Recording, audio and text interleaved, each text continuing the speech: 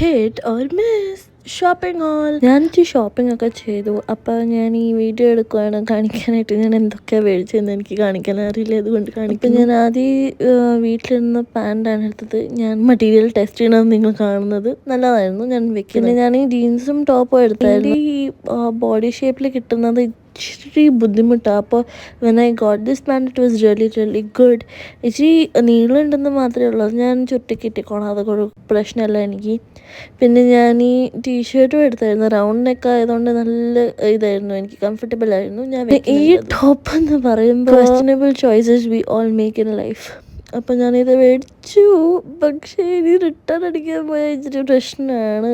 പക്ഷെ ഞാൻ ഇങ്ങനെ ഇട്ട് നോക്കിയപ്പോൾ എനിക്കിത് വളരെ ഫെമിനിനായിട്ട് തോന്നി. ഇഷ്ടപ്പെട്ടില്ല, അറിയില്ല, എന്തായാലും വെക്കുന്നുണ്ട്. അടുത്തതായിട്ടുള്ള ടീഷർട്ട് ഞാൻ മെൻസ് സെക്ഷനിൽ നിന്ന് ഇച്ചിരി വലുതായിട്ടാണ് മേടിച്ചത്. So that it can be over sized for me.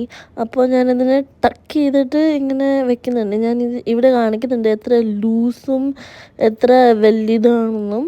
അപ്പോൾ ഞാൻ ഇത്രയും വലുതായിരുന്നു അത്.